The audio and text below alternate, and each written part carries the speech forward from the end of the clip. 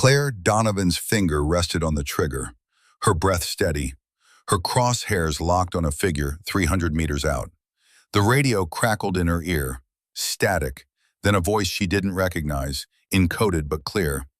Ceasefire effective in 12 hours. All units stand down. She blinked.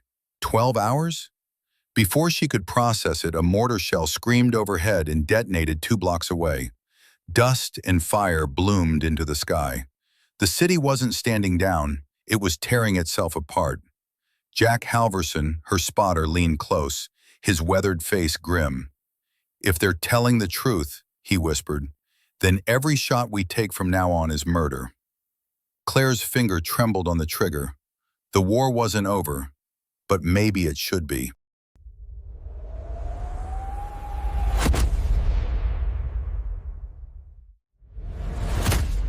The poker table was a sheet of plywood balanced on 2 ammo crates. Claire Donovan held her cards close, her face unreadable. Across from her, Corporal Hayes grinned like he'd already won. "You're bluffing, Donovan," Hayes said, tossing a crumpled $5 bill into the pot. "You always get that look when you're bluffing." Claire didn't blink. "What look?" "That one. The 'I'm about to ruin your day' look." Specialist Torres laughed, dealing another card. The temporary fob they'd set up in the abandoned warehouse smelled like concrete dust and diesel fuel. Outside, the city was a graveyard of collapsed buildings and burned-out cars. Inside, for just a moment, it felt almost normal. Jack Halverson sat in the corner, cleaning his rifle. He was 62, too old to be here, too stubborn to leave. His hands moved with a kind of muscle memory that came from 4 decades of service. He didn't play poker. He said it reminded him too much of war, everyone pretending they had a winning hand. "All in," Claire said, pushing her bills forward. Hayes's grin faltered. Torres whistled low. Then the alarm went off. The sound was sharp, mechanical, cutting through the warehouse like a blade. Everyone froze. Hayes dropped his cards. Torres grabbed his rifle. Claire was already on her feet, her sidearm in her hand before her brain had fully processed the noise. "Mount up," Sergeant Briggs shouted from the doorway. "We've got movement in Sector 7. Command wants eyes on it now." Claire looked at Jack. He was already slinging his rifle over his shoulder, his face calm, resigned. He'd been 3 days from going home, 3 days from retiring to a cabin in Montana where the only thing he'd have to shoot was a deer. "Guess the cards will have to wait," Jack said. Claire pocketed her winnings. "You were going to lose anyway." Jack almost smiled. "Probably." The Humvee rattled over broken asphalt, its engine growling as they navigated through the skeleton of the city. Claire sat in the back, her rifle across her lap, watching the buildings slide past like tombstones. Jack sat beside her, his eyes scanning the rooftops out of habit. "You ever think about what you're going to do when you get out?" Claire asked. Jack didn't look at her. "Fish, drink beer, not get shot at." Sounds boring. That's the point. She'd known Jack for 2 years. He'd been her spotter on 12 missions, saved her life twice, and never once complained about the age gap, or the fact that she was the one pulling the trigger. He treated her like an equal, which in the military was rarer than it should have been. "You think they'll actually let you go this time?" Claire asked. Jack's jaw tightened. "They better. I've done my time." The Humvee slowed as they approached the insertion point. Sergeant Briggs turned in his seat, his face hard. "Donovan, Halverson, you're on overwatch. Find a position with a clear line of sight to the market district. Intel says there's been increased activity near the old municipal building. We need to know who's moving and where they're going." "Standard recon?" Claire asked. "For now. Command's being cagey about the details. Just keep your eyes open and report anything that moves." Claire and Jack exchanged a glance. Cagey wasn't good. Cagey meant someone higher up knew something they didn't. The Humvee stopped. Claire grabbed her gear and stepped out into the heat. The sun was setting, painting the ruined city in shades of orange and red. It would have been beautiful if it wasn't so broken. Jack moved beside her, his boots crunching on debris. You feel that? Feel what? The quiet. City's too quiet. Claire listened. He was right. No distant gunfire, no engines, just wind and the occasional creak of metal settling. It felt wrong, like the moment before a storm. Maybe everyone's tired, Claire said. Jack shook his head.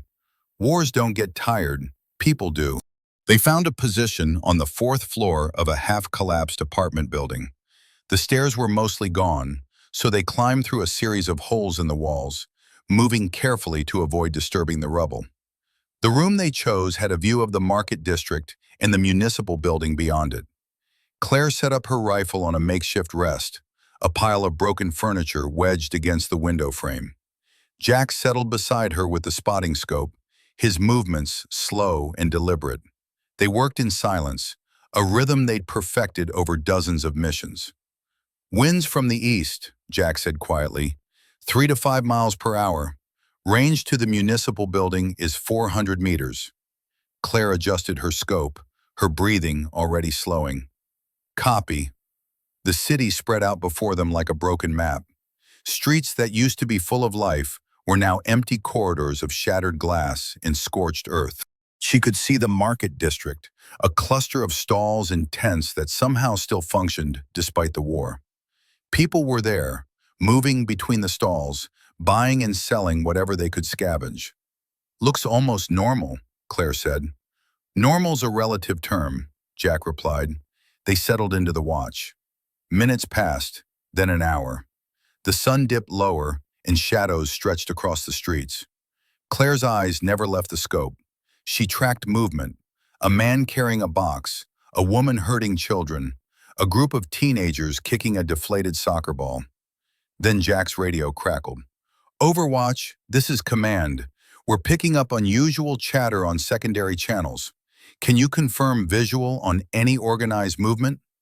Jack keyed his mic. Negative, Command. Just civilians.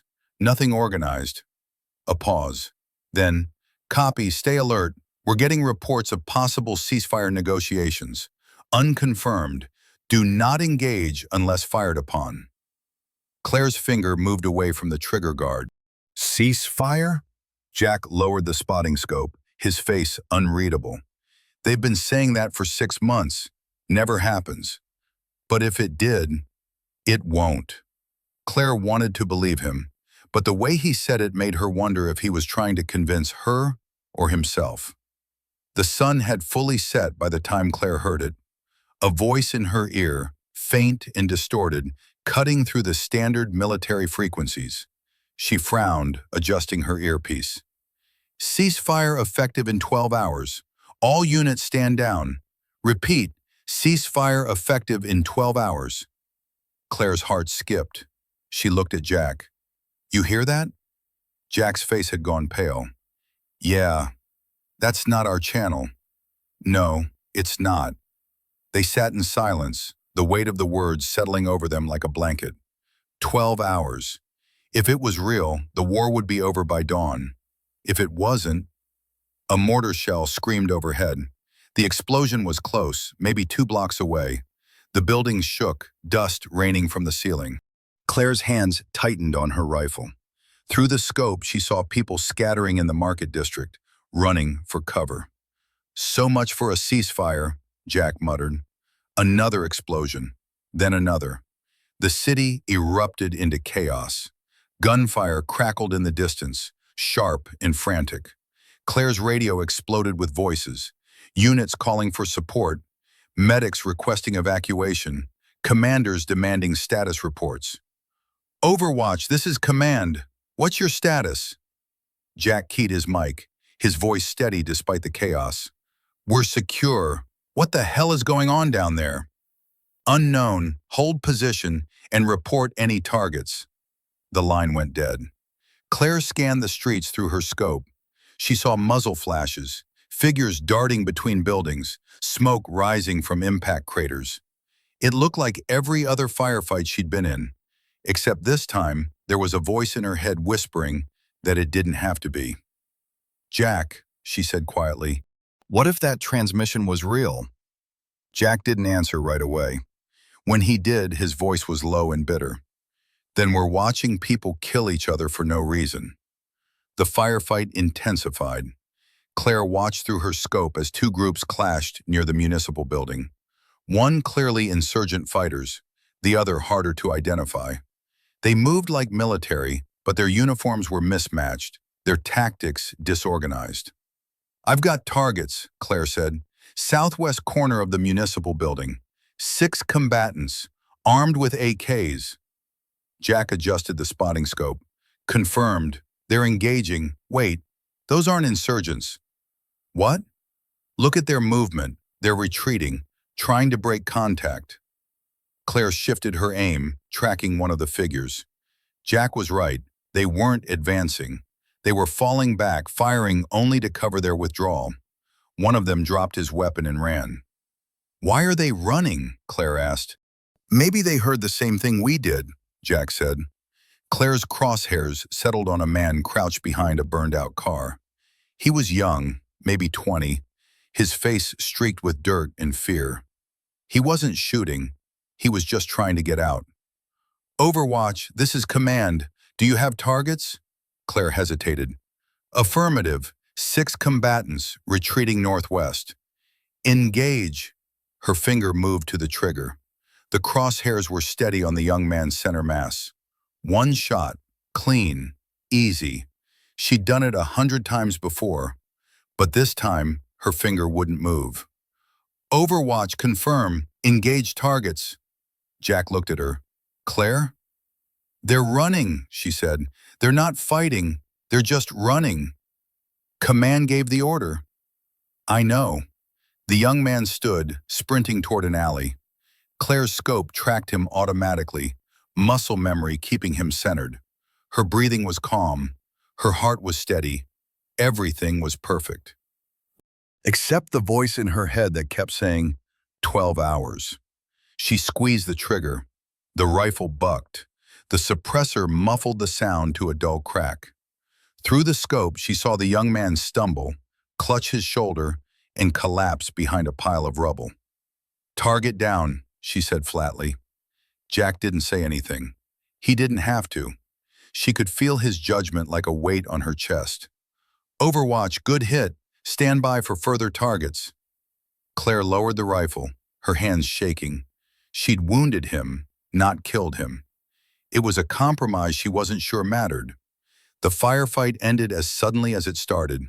The streets went quiet again, save for the distant wail of sirens and the crackle of burning buildings. Claire sat with her back against the wall, her rifle resting across her knees. Jack was still at the spotting scope, scanning the area. "You good?"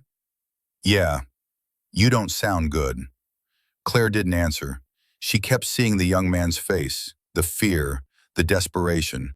She kept hearing the transmission. "Ceasefire effective in 12 hours. "Jack," she said quietly, "what if we just killed someone who was trying to go home?" Jack lowered the scope and turned to face her. His eyes were hard, but there was something else there too, something that looked like guilt. "I've been asking myself that question for 40 years, he said, "and I still don't have an answer." "How do you live with it?" "You don't. You just keep moving." Claire looked at him, really looked at him. For the first time, she saw how tired he was. Not physically tired, though he was that too, but tired in a way that went deeper. Tired of carrying the weight of decisions made in seconds, consequences that lasted lifetimes.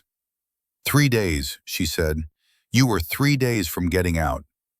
Jack smiled, but it didn't reach his eyes. "Yeah, I was." The radio crackled again. "All units, this is command. Stand down and return to base. Repeat, stand down and return to base." Claire frowned. "That's it? We're just leaving?" Apparently. They gathered their gear in silence and made their way back down through the building. Outside, the city felt different. The air was thick with smoke and something else. Something Claire couldn't quite name. It felt like waiting, like the whole world was holding its breath. As they walked toward the extraction point, Jack spoke without looking at her. "Claire, I need you to promise me something." "What?" If that ceasefire is real, and if we're still here when it happens, don't take the shot unless you're damn sure it's the right one. How am I supposed to know? Jack stopped walking. He turned to face her, his expression serious. You won't, he said, but you'll have to decide anyway. That's what makes it war. They reached the fob just after midnight. The place was in chaos. Soldiers moving gear, officers shouting orders, medics treating wounded. Claire found Sergeant Briggs near the command tent, his face grim. What's going on? She asked. Briggs looked at her like he wasn't sure he should answer. Then he sighed. Official word just came down. Ceasefire negotiations are real. They're happening right now. If both sides agree, the war ends at 0600 tomorrow. Claire's stomach dropped. And if they don't? Then we keep fighting. So we're supposed to just wait? That's the order. Claire looked around the fob. Every soldier there had the same expression. Confusion, hope, dread, all mixed together. They'd been at war for so long that peace felt like a foreign concept. Jack appeared beside her, his pack slung over his shoulder. We need to talk. They found a quiet corner away from the chaos. Jack pulled out a pack of cigarettes, lit one, and took a long drag. Claire had never seen him smoke before. You okay? She asked. No, Jack said. I've seen this before. Seen what? A ceasefire that wasn't really a ceasefire. Vietnam, 73. They told us the war was over. We were supposed to go home. And then? He trailed off, staring at the cigarette in his hand. What happened? Claire asked. My best friend, guy named Danny Reeves. He got killed 2 hours before the official ceasefire took effect. Shot by a sniper who probably didn't even know the war was ending. Danny died for nothing. Not for his country, not for a mission, just because some asshole in a tower decided to take one last shot. Claire felt cold. Jack, I'm telling you this because tomorrow, when that clock is ticking down, someone's going to give you an order, and you're going to have to decide if that order is worth following. I follow orders. That's the job. Jack looked at her with something that might have been pity. The job ends at 0600. What happens between now and then? That's on you. Before Claire could respond, an alarm blared across the fob. Soldiers scrambled, grabbing weapons. Briggs sprinted past, shouting into his radio. What now? Claire yelled. Briggs didn't stop. Enemy assault. They're hitting us from 3 sides. All units to defensive positions. Claire and Jack ran for their gear. As she loaded her rifle, Claire's mind raced. 6 hours until the ceasefire. 6 hours until the war was supposed to end. And now someone had decided to start the biggest fight yet. The first rocket hit the east wall of the fob before anyone could react. The explosion tore through a supply truck, sending flames and shrapnel into the night sky. Claire hit the ground, her ears ringing, her hands scrambling for her rifle. Contact east! Contact east! Someone screamed over the radio. Gunfire erupted from 3 directions. Tracer rounds cut through the darkness like angry fireflies. Claire rolled behind a concrete barrier, her heart hammering. Beside her, Jack was already returning fire, his movements calm and mechanical despite the chaos. Where the hell did they come from? Claire shouted. Does it matter? Jack fired 3 quick shots, then ducked as bullets sparked off the concrete above them. Sergeant Briggs was 20 meters away, coordinating the defense. Donovan! Halverson! Get to the northwest tower. We need eyes on their position. Claire didn't hesitate. She sprinted across the open ground, Jack right behind her. Bullets kicked up dust at her feet. She dove through the doorway of the tower and scrambled up the ladder, her lungs burning. The tower gave her a clear view of the battlefield. Through her scope, she could see muzzle flashes in the buildings across the street. At least 20 shooters, maybe more. They were organized, disciplined, laying down suppressing fire while others moved forward. Jack, I count 20+ hostiles. They're advancing on the main gate. Jack climbed up beside her, breathing hard. He was 62, and it showed. but his hands were steady as he set up the spotting scope. Confirmed. They're trying to breach. If they get inside, they won't. Claire settled into position, her breathing slowing automatically. She found her first target, a man with an RPG crouched behind a ruined car. Target 300 meters, 11 o'clock. Wind 2 miles per hour, left to right. Clear shot. Claire squeezed the trigger. The rifle kicked. Through the scope, she saw the man with the RPG drop. The launcher clattered to the ground. Hit. Moving to next target. For the next 10 minutes, Claire worked methodically. One shot, one kill. She took out the RPG teams first, then the machine gunners, then anyone who looked like they were giving orders. Jack called the shots, his voice steady in her ear, guiding her like they'd done 100 times before. But something was wrong. Jack, Claire said, tracking another target, they're not acting like they want to win. What do you mean? Look at their positioning. They're aggressive, but they're not committing. It's like they're testing us. Jack studied the battlefield through his scope. You're right. They're probing our defenses, but they're not pushing through. Why attack if you're not trying to win? Before Claire could answer, her radio crackled. All units, this is command. Intel reports enemy forces have received word of ceasefire negotiations. This assault may be a last-ditch effort before the deadline. Claire's blood ran cold. They're attacking because the war's about to end? That's what command thinks. That's insane. Jack's laugh was bitter. War's insane. People just forget that when they're in the middle of it. Another wave of attackers surged forward. Claire dropped 2 of them before they reached the wire. The rest fell back, dragging their wounded with them. And then, as suddenly as it started, the shooting stopped. Claire kept her eye to the scope, scanning for threats. The streets were empty except for bodies and smoke. The enemy had withdrawn. Cease fire, Briggs called over the radio.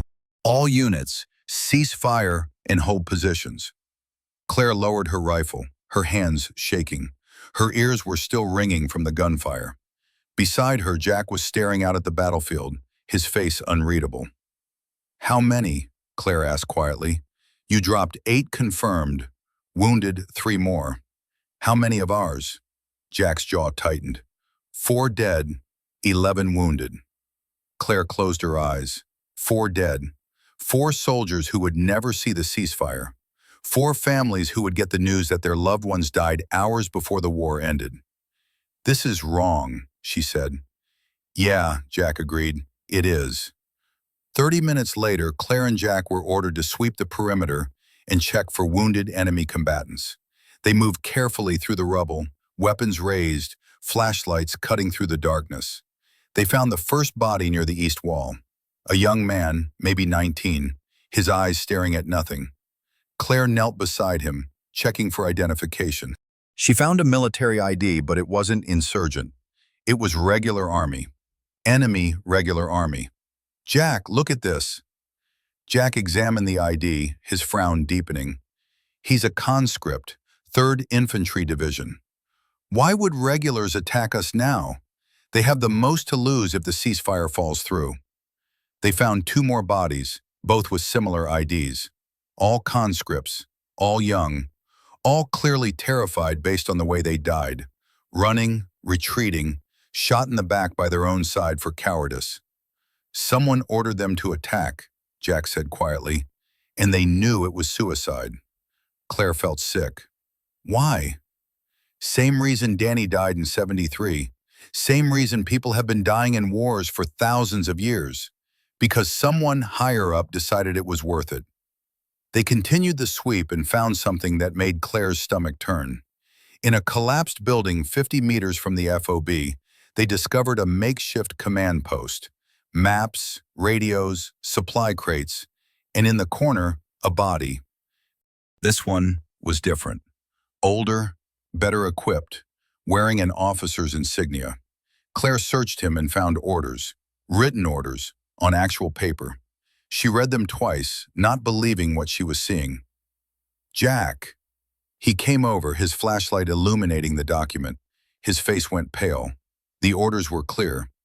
Engage U.S. forces at FOB Delta before 0600 ceasefire. Inflict maximum casualties. Command authorization, Colonel Rashid.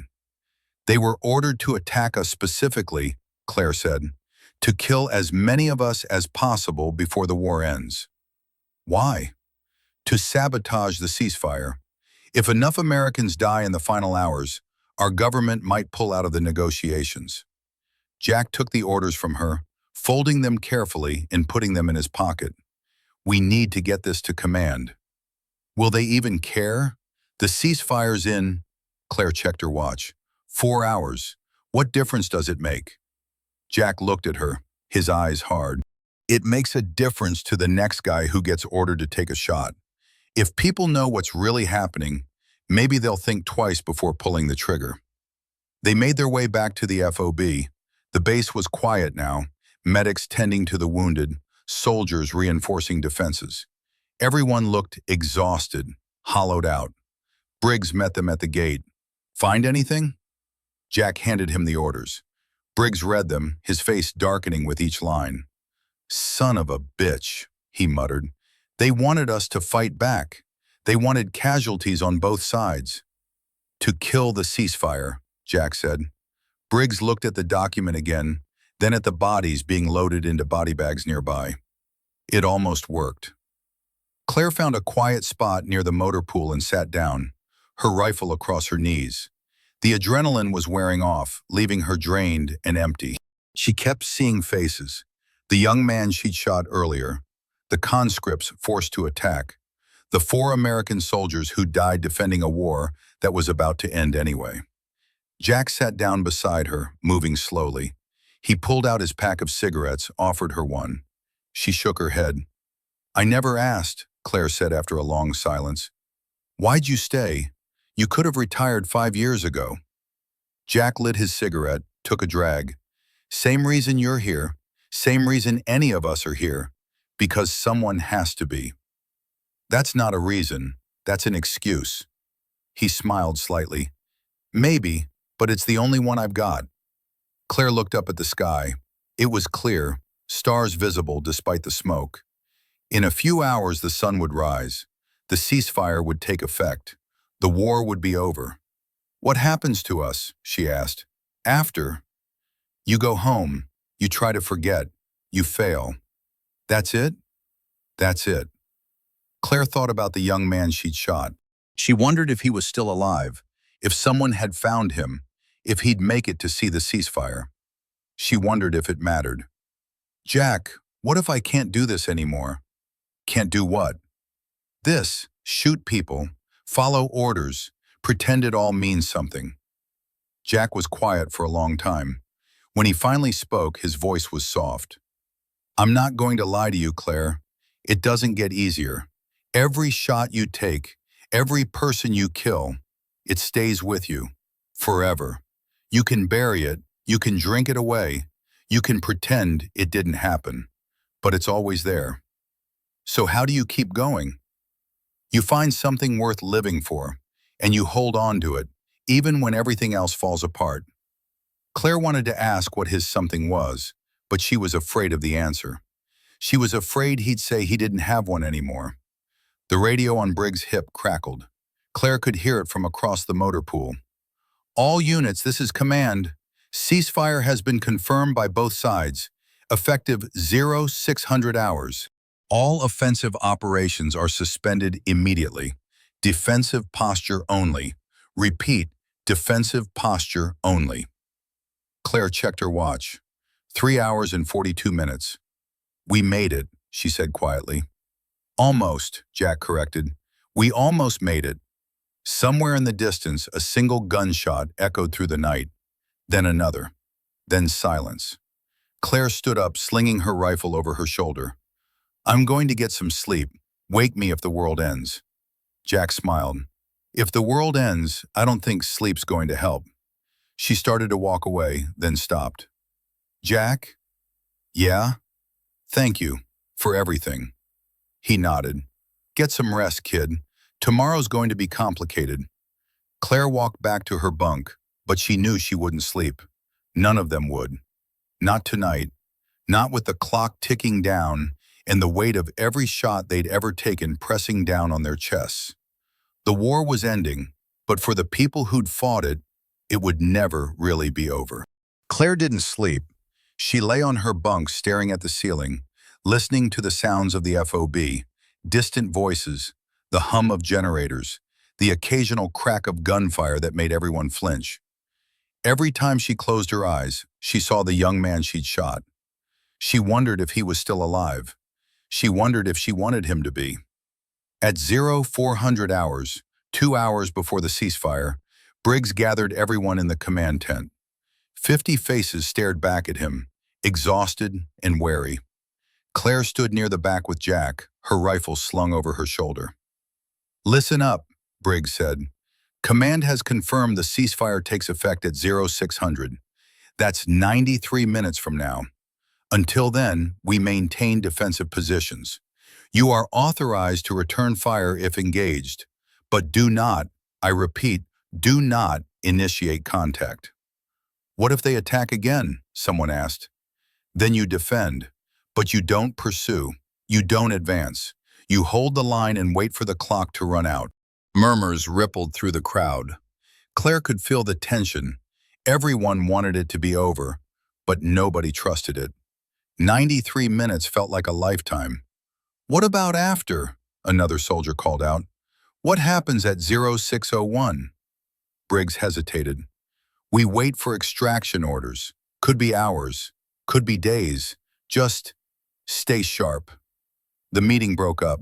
Soldiers filed out, checking weapons, refilling magazines, doing anything to keep their hands busy.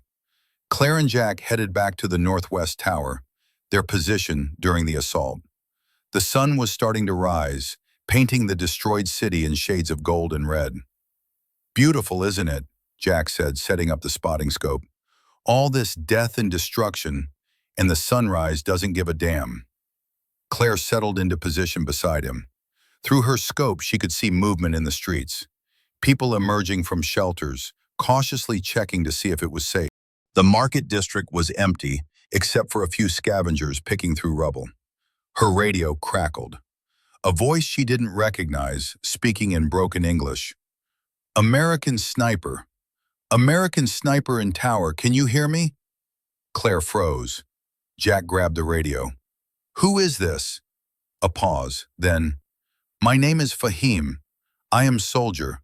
I want to know, is it true? The ceasefire?" Jack looked at Claire. She could see the same question in his eyes that she was asking herself. Was this a trap? "It's true," Jack said carefully. "Effective 0600 hours, 78 minutes from now." Another pause. "And after? We go home?" "That's the idea." The voice laughed, but it sounded more like a sob. "I have not seen my family in 2 years. My daughter, she is 4 now. I have missed her birthday twice." Claire felt something twist in her chest. She keyed her own radio. "What's your position?" "Municipal building, 3rd floor. I am sniper like you." "You've been watching us." "Yes, and you have been watching me. We are same, I think." Jack shook his head at Claire, warning her not to engage. But she couldn't stop herself. "Why are you calling us now?" "Because in 78 minutes we are not enemies anymore. I wanted to say, I am sorry, for my part in this." The line went dead. Claire sat back, her mind racing. Somewhere across the street, there was a man just like her. Same job, same weapon, same nightmare. And in 78 minutes they'd both be free. Unless something went wrong. At 0445 hours, 15 minutes before the ceasefire, Captain Bradley Merrick arrived at the FOB in a Humvee that looked too clean, too new. He was 43, career Army, the kind of officer who saw war as a ladder to climb rather than a nightmare to survive. Claire watched from the tower as Merrick strode into the command tent like he owned the place. 5 minutes later, her radio crackled. "Donovan, Halverson, report to command, now." Claire and Jack exchanged a glance. Nothing good ever came from being summoned by an officer you'd never met. They found Merrick standing over a map, his finger tapping a building Claire recognized, the municipal building. Briggs stood nearby, his face carefully neutral. "Donovan," Merrick said without looking up, "I've reviewed your file. 15 confirmed kills in the last 6 months. Impressive." "Sir, I have a mission for you." He finally looked at her, his eyes cold and calculating. "There's a high-value target in that building, enemy sniper. Intel says he's responsible for at least 20 American casualties." Claire felt ice in her stomach. "Sir, the ceasefire takes effect at 0600. It's currently 0448. That gives you 12 minutes. 12 minutes to do what?" Merrick smiled. It didn't reach his eyes. "To eliminate the target. One shot. Clean. Before the war ends." Jack stepped forward. "With all due respect, Captain, that's an order, Sergeant. The ceasefire doesn't mean we let war criminals walk away. This man has American blood on his hands. He needs to answer for that." Claire looked at Briggs, but the sergeant wouldn't meet her eyes. She looked at Jack. His face was hard, angry. "Sir," Claire said carefully, "if we take this shot 11 minutes before the ceasefire, we could what? Win? Isn't that what we're here for?" "We're here to survive until 0600, Jack said. "That's the mission now." Merrick's smile vanished. "The mission is what I say it is. Donovan, you have your orders. Execute them, or I'll find someone who will." Claire felt trapped. Every instinct told her this was wrong, but orders were orders. That's what she'd been taught. That's what she'd believed. Until now. "Captain," she said slowly, "I need clarification. Is this target an immediate threat to American forces?" "He's a sniper. He's always a threat." "Is he currently engaging us?" Merrick's jaw tightened. "That's not relevant." "It is to me, sir, because if he's not an active threat, and if the ceasefire takes effect in," she checked her watch, "10 minutes, then this isn't a combat operation. It's an execution." The tent went silent. Briggs looked like he wanted to be anywhere else. Jack stood rigid beside her, ready to back her play. Merrick leaned forward, his voice dropping to a dangerous whisper. "Let me be very clear, Lance Corporal. You will take that shot, or you will be court-martialed for insubordination. Your choice." Claire met his eyes. "Why?" "Excuse me? Why does this matter so much to you? Why risk breaking the ceasefire for one target?" Merrick's face flushed red. For a moment, Claire thought he might hit her. Then he smiled again, that cold, calculating smile. "Because, Donovan, when this ceasefire falls apart, and it will, I want history to show that we fought to the very last second. I want the enemy to know that we didn't blink first. And I want a commendation for the officer who made sure of it." There it was, the truth. This wasn't about justice or tactics. It was about Merrick's career, about adding one more kill to his record before the war ended and his chance for glory evaporated. Jack spoke, his voice like gravel. "You're willing to risk the ceasefire for a promotion? I'm willing to do what's necessary to win, something you two seem to have forgotten." Claire looked at her watch. 9 minutes. In 9 minutes, the war would be over. Fahim would go home to his 4-year-old daughter. She and Jack would pack up and leave this nightmare behind. Unless she took the shot. "No," Claire said. Merrick blinked. "What?" "No, sir. I won't take the shot. Not like this. Not for this reason." "Then you're relieved of duty. Briggs, find me another sniper." Briggs finally spoke, his voice tired. "Sir, with respect, Donovan's the best we have. And if she says the shot's not clean, I don't care what she says. I gave an order." Jack stepped between Merrick and Claire. "Then court-martial us both, Captain, because I'm her spotter, and I won't make the call either." Merrick stared at them, his face purple with rage. Then he grabbed his radio. "Command, this is Merrick. I need authorization for a direct combat operation prior to ceasefire. Target is enemy sniper. Coordinates..." The radio crackled. "Negative, Captain. All offensive operations are suspended per ceasefire protocols. Hold your position. Merrick looked like he'd been slapped. He lowered the radio slowly, his eyes fixed on Claire with pure hatred. "This isn't over," he said quietly. "When the ceasefire falls apart, I'll remember this." He turned and walked out of the tent. Claire let out a breath she didn't know she'd been holding. Briggs rubbed his face. "You two just made a powerful enemy," he said. "Worth it," Jack replied. Claire checked her watch. 7 minutes. She and Jack walked back to the tower in silence. They were back in position when the radio crackled again. Fahim's voice, urgent now. "American sniper, I need help." Claire grabbed the radio. "What's wrong?" "My commander. He just gave me order. Same as yours, I think. He wants me to shoot before ceasefire." Claire's blood ran cold. "What's your target?" A pause. "Your tower. He says there are 2 snipers. He wants me to kill you both." Jack cursed under his breath. Claire scanned the municipal building through her scope. "3rd floor," Fahim had said. She found the window, saw movement. There, a man, prone, rifle pointed directly at her position. "Fahim," she said carefully, "are you aiming at me right now?" "Yes." "Are you going to shoot?" I do not know. He says if I don't, I am traitor. They will kill my family." Claire's finger moved to her trigger. 1 shot. She could take him before he could take her. It would be self-defense. Justified. Except the war was ending in 6 minutes. "Fahim, listen to me. The ceasefire is real. In 6 minutes, this is over. Your commander can't hurt your family if the war is over. You do not understand. In my country, war never ends. It only changes." Jack was watching through the spotting scope. "Claire, he's got a clear shot. If he takes it, he won't." "How do you know?" "Because he called us.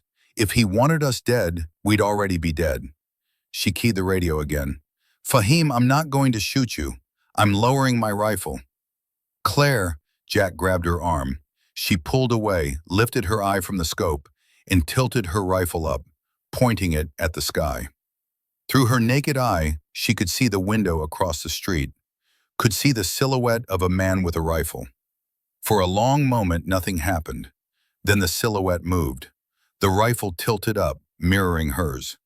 "I am not shooting either," Fahim's voice crackled. "We wait together, yes? 6 minutes." Claire smiled despite herself. "Yeah, we wait together. If we survive, maybe we meet someday, have coffee, talk about something other than war." "I'd like that. My daughter, she is learning English. Maybe she will want to meet American sniper who did not kill her father." Claire felt tears burning in her eyes. "What's her name?" "Amira. It means princess." "That's beautiful." A new voice cut in on the radio, harsh and angry, speaking in Fahim's language. Claire didn't understand the words, but she understood the tone. Someone was screaming at him. "My commander," Fahim said. "He is very angry. Tell him the war's over in 4 minutes. Tell him history won't remember who fired the last shot." "I will try." The radio went silent. Claire and Jack sat in the tower, their rifles pointed at the sky, waiting. The sun was fully up now, burning away the last shadows. The city looked almost peaceful. At 05:58, 2 minutes before the ceasefire, gunfire erupted from the municipal building. Claire's heart stopped. She grabbed her rifle, swung it toward the sound. "Don't," Jack said, his hand on her shoulder. "Look." Through the scope, she saw Fahim's window. The rifle was gone. There was shouting, movement, then silence. What happened? The radio crackled one last time. Not Fahim's voice. Someone else speaking in broken English. "American, your enemy is dead. He refused order. His commander shoot him. Very sad. Very unnecessary." Claire felt like she'd been punched in the stomach. No, he was... "War is over in 1 minute. He was so close. Tell his daughter. Tell her he tried." The radio went dead. Claire lowered her rifle, her hands shaking. Across the street, she could see someone dragging a body away from the window, a body that had been willing to risk everything to not fire one more shot. Jack put his hand on her shoulder. "It's not your fault." "Isn't it? I told him to wait. I told him it would be okay." "You gave him hope. That's more than most people get." At exactly 0600 hours, every radio in the fob crackled to life simultaneously. "All units, this is command. Ceasefire is now in effect. Repeat, ceasefire is now in effect. Hostilities have ended. Stand down." Claire sat in the tower, her rifle across her lap, and watched the sun climb higher into the sky. The war was over, but she couldn't stop thinking about a 4-year-old girl named Amira who would never see her father again. The fob transformed in the hours after the ceasefire. Soldiers who'd been tense and ready for combat suddenly had nothing to do. They sat in groups, smoking, talking quietly. Some laughed, some cried. Most just stared into space, trying to process that they'd survived. Claire sat alone in the motor pool, cleaning her rifle for the 3rd time. She didn't need to clean it, she just needed something to do with her hands. Jack found her there an hour after the ceasefire. He sat down beside her, moving slowly. He looked older than he had yesterday, older than he had an hour ago. "You okay?" he asked. "No." "Good, you shouldn't be." Claire set down the cleaning rod. "Tell me about Danny, your friend from Vietnam." Jack was quiet for a long time. When he finally spoke, his voice was distant, like he was reading from a script he'd memorized long ago. "Danny Reeves, best damn soldier I ever knew. Funny, smart, could shoot the wings off a fly at 200 meters. We went through basic together, deployed together, survived 3 tours together." "What happened?" "Last day of the war, we were packing up to go home. Orders came down, one last patrol. Danny said it was stupid, that the war was over, that we should just stay put. But I convinced him to go, told him we had to follow orders." Jack pulled out his cigarette pack, found it empty, crushed it in his fist. "We were 2 hours from the official ceasefire when we got hit. Ambush.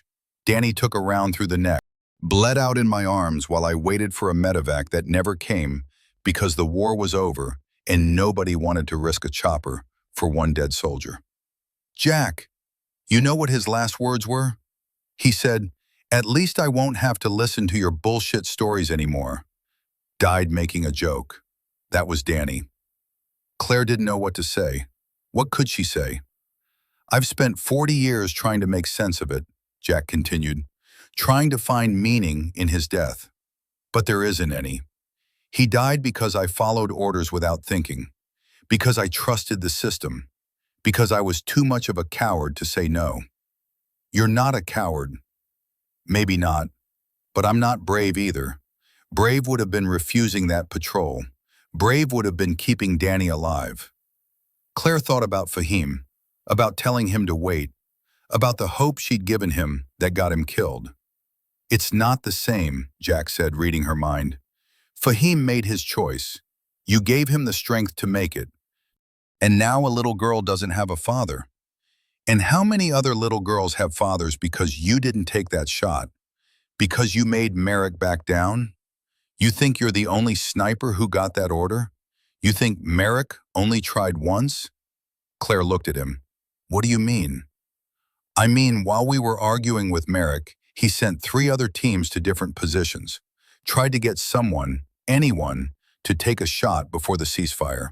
They all refused, because they saw you refuse first." "How do you know that?" "Briggs told me, said it was the damnedest thing he'd ever seen. An entire company of soldiers deciding to think for themselves." Claire didn't feel heroic, she felt exhausted. "What happens now?" she asked. "Now we wait for extraction. Could be today, could be next week. Then we go home and try to pretend we're normal people." "Are we normal people?" Jack smiled sadly. "No, but we can pretend. It's what everyone else does." At 1400 hours, 8 hours after the ceasefire, Merrick returned to the fob. This time he had MPs with him, military police. Claire's stomach dropped when she saw them heading toward her. "Lance Corporal Donovan," one of the MPs said. "You're wanted for questioning regarding incidents that occurred prior to ceasefire." Claire stood, her mind racing. "What incidents?" "Captain Merrick has filed a formal complaint alleging insubordination, refusal to follow direct orders in a combat zone, and conduct unbecoming. You'll need to come with us." Jack stepped forward. She was following her conscience. "Sergeant, unless you want to join her, I suggest you step back." Claire put her hand on Jack's arm. "It's okay. I'll handle this." They took her to a makeshift interrogation room, really just a storage closet with a table and 2 chairs. Merrick was there, along with a colonel Claire had never seen before. The colonel was older, 50s maybe, with the kind of face that had seen too much war and not enough sleep. "Sit down, Lance Corporal," the colonel said. Claire sat. Merrick stood in the corner, arms crossed, smiling. The colonel opened a folder. "I'm Colonel Warren. I've been assigned to investigate several incidents that occurred in the hours before the ceasefire. Your name has come up multiple times." "Sir, I can explain." "I don't need explanations. I need facts. At 0448 hours, did Captain Merrick order you to eliminate a target?" "Yes, sir." "And did you refuse that order?" Claire took a breath. "Yes, sir." "Why?" "Because the target was not an active threat. The ceasefire was minutes away, and I believe the order was being given for the wrong reasons." Merrick made a noise in his throat. "She questioned my judgment in front of other soldiers. She undermined my authority." "Captain," Warren said without looking at him, "you'll get your turn. Donovan, did you believe the target was an enemy combatant?" "Yes, sir. But he wasn't engaging us. He was waiting for the ceasefire, same as we were." "How do you know that?" Claire hesitated. Telling them about the radio communication with Fahim would open a whole new can of worms. But lying to a colonel was career suicide. "He contacted me, sir, via radio. He wanted to know if the ceasefire was real." Warren's eyebrows went up. "You had communication with an enemy combatant?" "Yes, sir. He identified himself as a sniper, said he'd been watching our position. He asked if the ceasefire was real, and I confirmed it was." "And then?" "And then he told me his commander had ordered him to shoot us before the ceasefire. He asked what he should do." "What did you tell him?" "I told him to wait. I told him the war was almost over and that in a few minutes we wouldn't be enemies anymore." The room was silent. Merrick looked like he might explode. Warren just studied her with those tired eyes. "What happened to this enemy sniper?" Warren asked. Claire's voice cracked. "His commander shot him, sir, for refusing the order. He died 1 minute before the ceasefire took effect." Warren closed the folder. He looked at Merrick. "Captain, is it true you attempted to circumvent ceasefire protocols by ordering offensive action in the final minutes before 0600? Merrick's confidence faltered. "I was trying to eliminate a legitimate threat." "Is it true you contacted multiple sniper teams when Lance Corporal Donovan refused your order?" "I needed to ensure mission success." "Did you or did you not tell Lance Corporal Donovan that you wanted this kill for your record? For a commendation?" Merrick's face went pale. That's not... Who told you that?" Warren stood up. "Captain Merrick, you are hereby relieved of command, pending a full investigation into your conduct. If I find that you deliberately attempted to sabotage ceasefire protocols for personal gain, you'll be court-martialed. Get out of my sight." Merrick opened his mouth, closed it, then turned and left. Claire could hear him cursing as he walked away. Warren turned back to Claire. "Lance Corporal, what you did was either incredibly brave or incredibly stupid. I haven't decided which." "Probably both, sir." He almost smiled. "Probably. Here's what's going to happen. I'm going to file a report stating that you exercised appropriate judgment in a complex tactical situation. I'm also going to recommend you for commendation for preventing a potentially catastrophic violation of ceasefire protocols. Claire blinked. Sir? You saved lives, Donovan. Maybe not the ones you wanted to save, but you saved them. That counts for something. What about Fahim, the enemy sniper? Warren's expression softened. I'll make sure his name gets recorded. I'll make sure people know what he tried to do. Beyond that, he shook his head. We can't save everyone. We just do what we can with the time we have. He stood to leave, then paused at the door. For what it's worth, Warren said, I think you made the right call. War's complicated enough without people like Merrick making it worse. Thank you, sir. After he left, Claire sat alone in the room for a long time. She'd won. Merrick was being investigated. She wasn't being court-martialed. Everything had worked out. So why did she feel like she'd lost? That night, Claire couldn't sleep again. She wandered the FOB, watching soldiers pack up equipment, dismantle defensive positions, prepare to leave. The war was over, but nobody seemed to know what to do with themselves. She found herself at the Northwest Tower.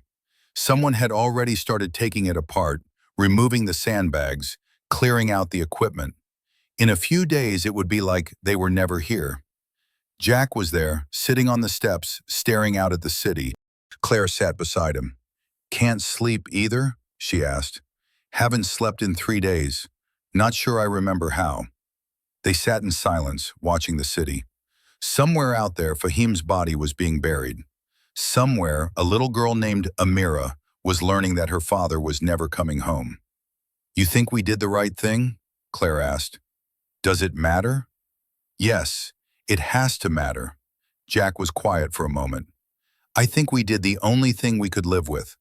Whether that's right or wrong, history will decide that. We just have to live with it. I don't know if I can. You will, because you don't have a choice. That's the curse of surviving. You have to keep living. Claire thought about that, about all the years ahead of her, about carrying this weight, about the faces she'd never forget. Jack, when you get back to Montana, to that cabin, yeah? Do you think you'll actually be able to fish and drink beer and not think about this? Jack laughed, but it was hollow.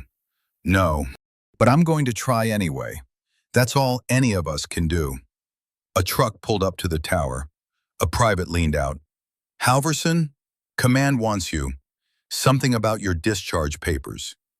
Jack stood, brushing dust off his pants. He looked down at Claire. This is it, kid. I'm done. Going home. Claire stood too. Just like that? Just like that. She didn't know what to say. After 2 years, after 12 missions, after everything, how do you say goodbye? Jack solved the problem by pulling her into a brief, awkward hug. Don't let this break you, he said quietly. You're stronger than you think. I'm not strong. I'm just here. That's the same thing. He pulled back, looked her in the eye. Promise me something. What? Promise me you'll go home, really home, not just physically. Promise me you won't spend the next 40 years like I did, carrying ghosts. Claire wanted to promise, but she couldn't. I'll try, she said instead. Good enough. Jack turned and walked toward the truck. Halfway there, he stopped and looked back. Claire? Yeah? That little girl, Amira. When you get home, find a way to tell her story. Make sure people know what her father tried to do. Make sure his death meant something. How? I don't know. But you'll figure it out. You always do. Then he climbed into the truck and was gone. Claire stood alone in the ruins of the tower, watching the sun set over a city that had finally, mercifully, gone quiet. Claire was walking back to her bunk when her personal radio crackled. Not the military frequency, but the one soldiers use for informal communication between units. She almost ignored it, then she heard the words. American sniper, Claire Donovan, please respond. She stopped walking. The voice was male, accented, careful. Not Fahim. Fahim was dead. But someone who knew her name. She keyed the radio cautiously. Who is this? My name is Kareem. I was friend of Fahim. The sniper who died before ceasefire. Claire's heart hammered. How did you get this frequency? Fahim gave it to me. Before. He said if something happened to him, I should contact you. He said you would understand. Understand what? A pause. That he died trying to do right thing. That he was good man. Good father. Claire leaned against a wall, suddenly exhausted. I know he was. I have something for you. From Fahim. He wrote it the night before ceasefire. A letter. For his daughter. But also for you. For me? He wanted you to know, to remember. Can we meet?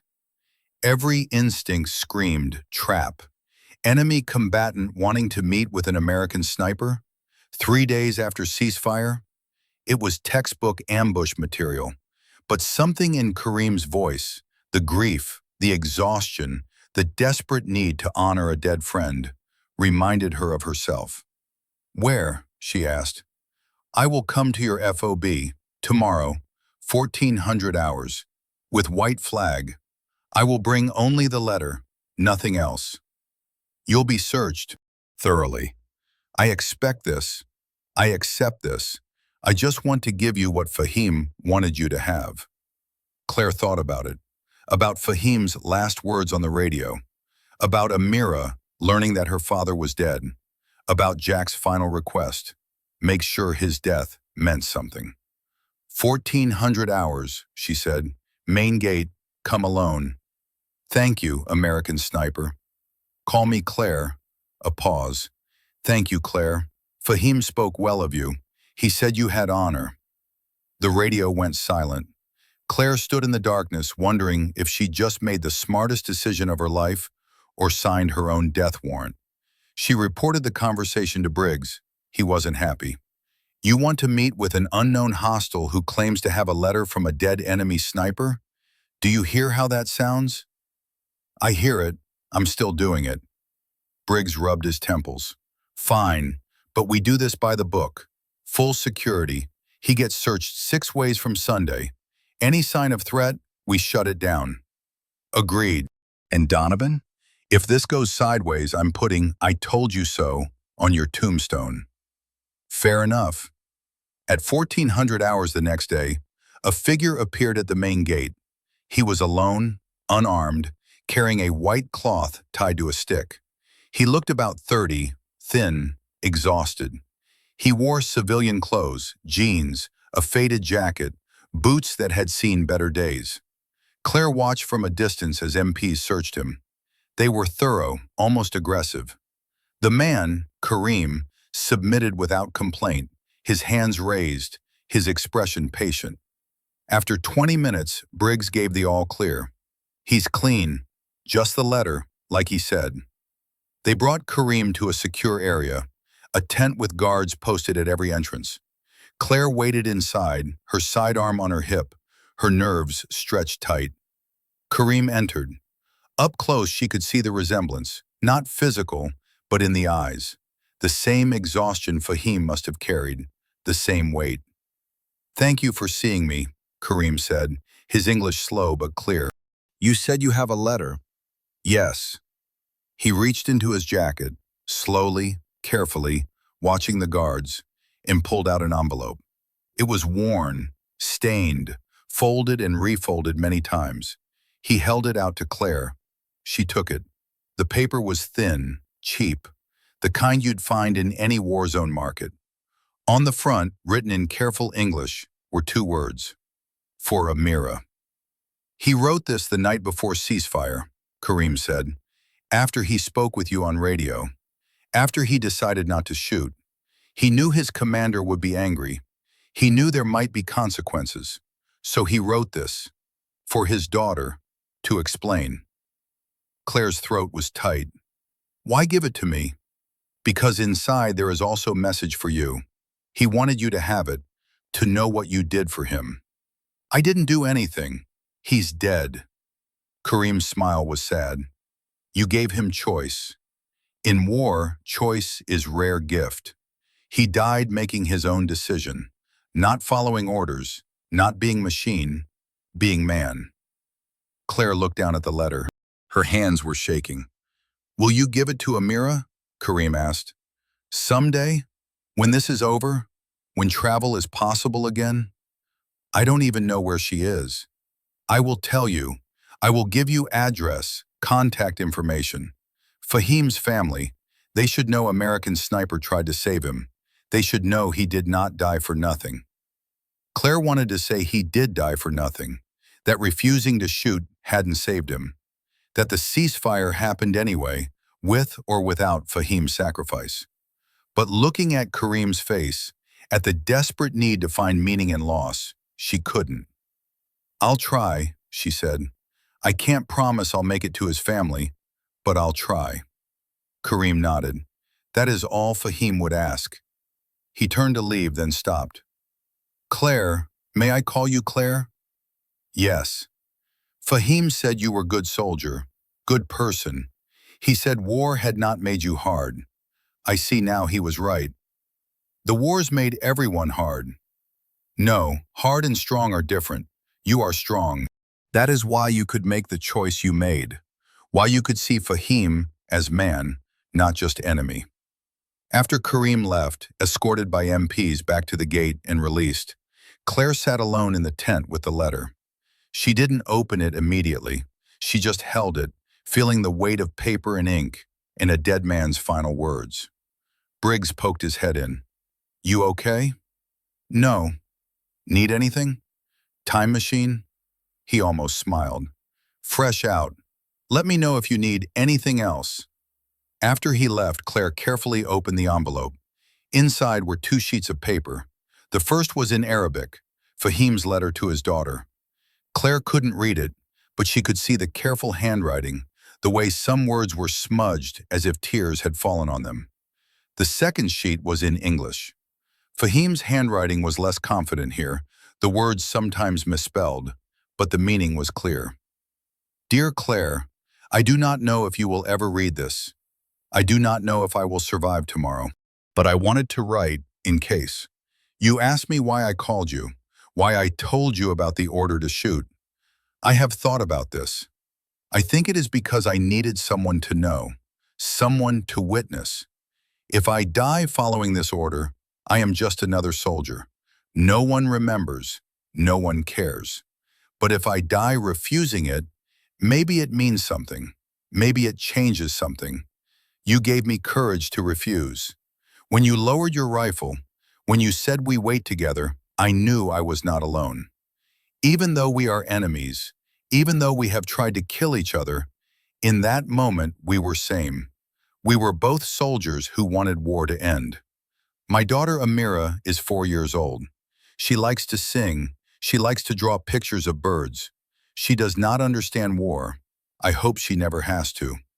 If you survive, if you go home, please tell her about me. Not the soldier part, not the killing part. Tell her I tried to be good man at the end. Tell her I chose peace when I could. And Claire, I forgive you for all the times we aimed at each other, for all the fear and hate between us. War made us enemies, but we are also human beings. We deserve forgiveness. I hope you find peace. Your friend, Fahim. Claire read it 3 times.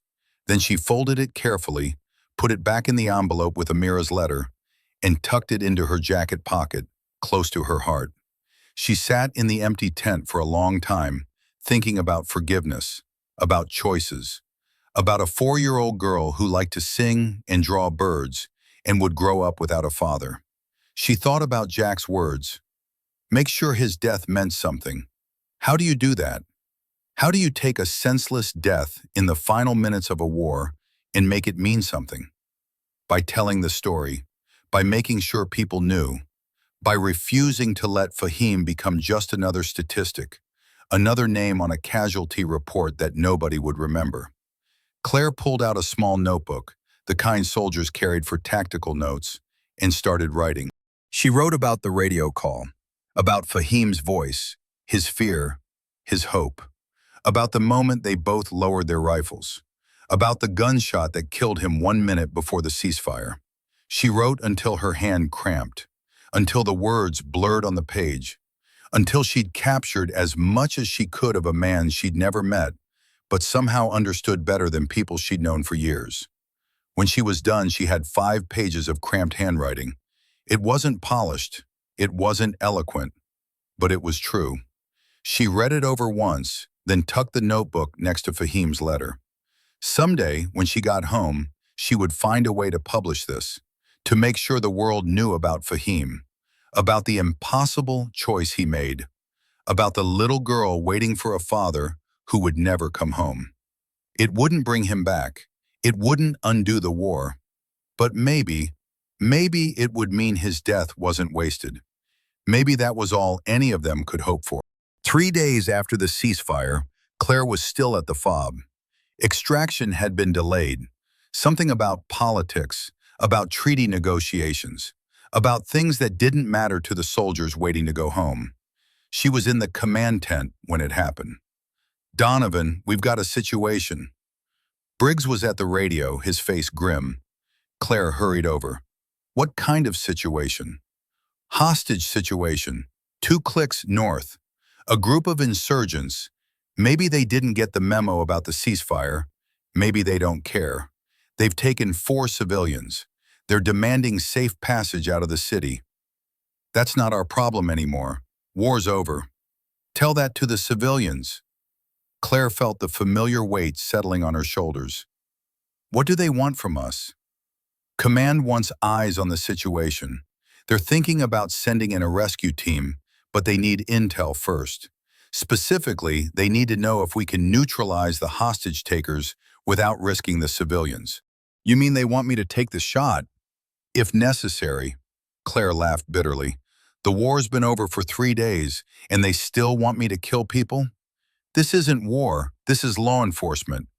With a sniper rifle?" Briggs didn't have an answer for that. 20 minutes later, Claire was back in position. Not the Northwest Tower this time, but a building 3 blocks from the hostage site. She could see them through her scope. 4 civilians, 3 men and 1 woman, kneeling in a courtyard. 5 armed insurgents standing over them. No, not insurgents, not anymore. The ceasefire meant they were just criminals now. War criminals maybe, but criminals nonetheless. "I've got visual," Claire reported. 5 targets, 4 hostages. "Can you get a clean shot?" Command asked. Claire studied the scene. The targets were spread out, moving. Any shot risked hitting a hostage. And even if she could take all 5, which she couldn't, the sound of gunfire might trigger them to execute the hostages before dying. "Negative," she said. "Too risky. We need options, Donovan." "Then send in a negotiator, send in a rescue team, but don't ask me to start the war again." A new voice came on the radio, familiar, cold. "Donovan, this is Captain Merrick." Claire's blood went cold. Merrick was supposed to be under investigation. What was he doing on this channel? "Captain, I'm resuming command of this operation. Colonel Warren's been recalled to headquarters. That leaves me as the senior officer. And I'm ordering you to take the shot." "Sir, there's no clean shot. If I fire, then make it clean. That's why you're the sniper." Claire looked through the scope again. One of the targets was holding a pistol to a hostage's head.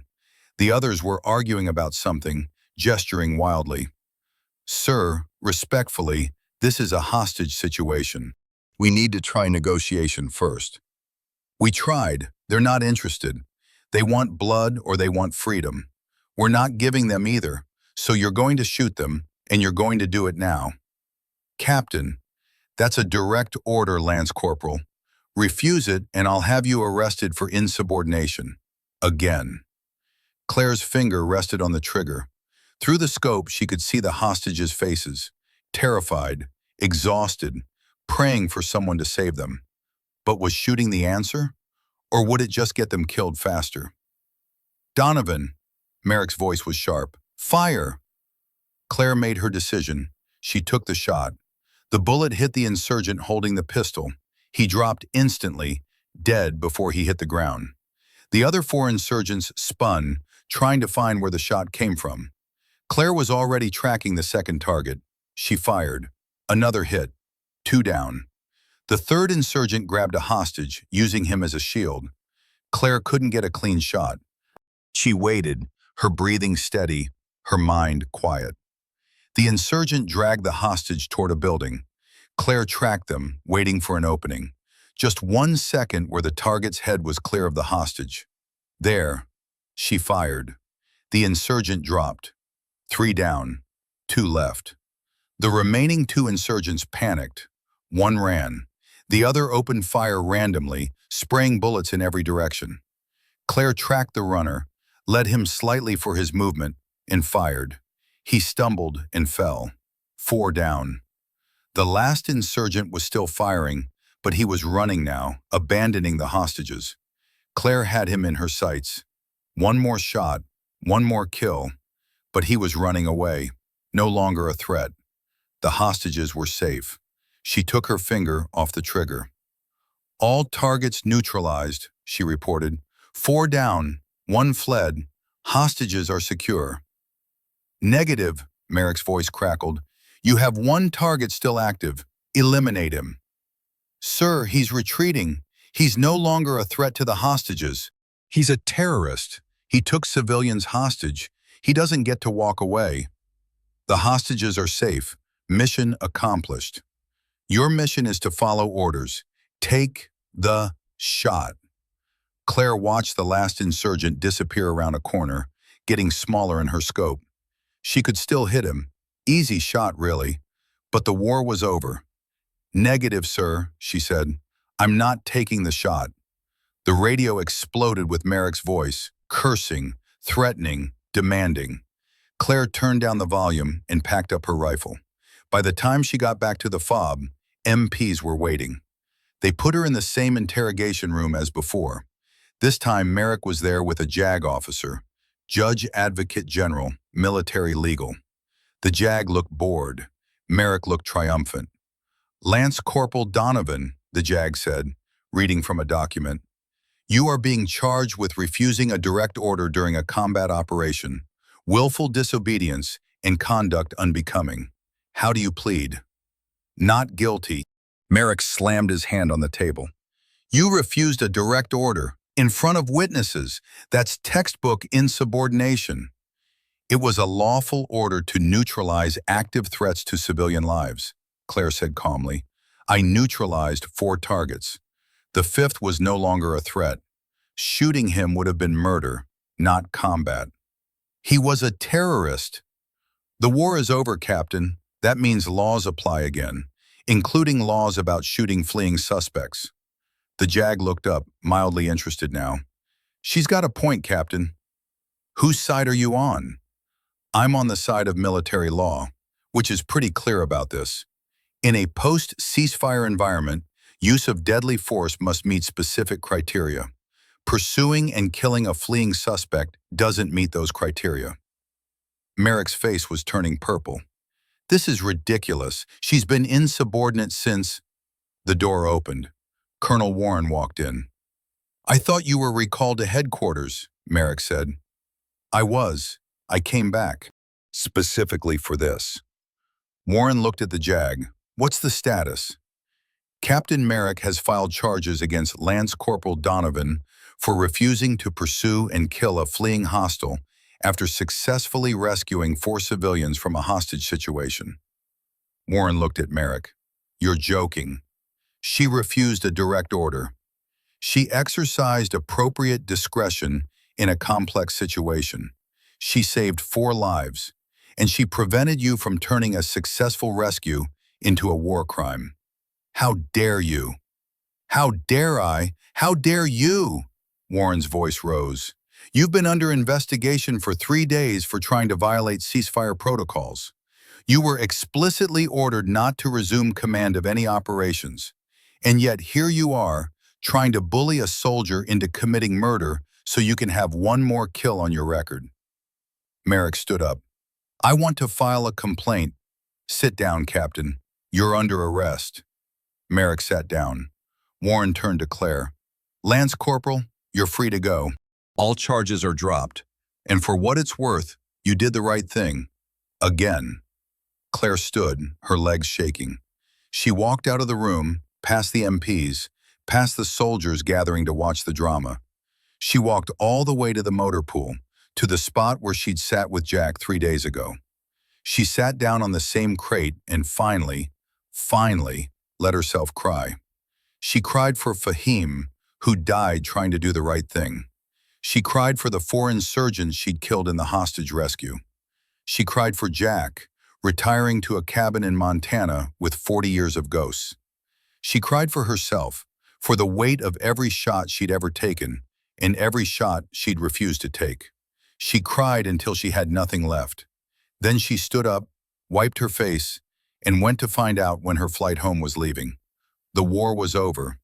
Now she just had to figure out how to live with what she'd done to survive it.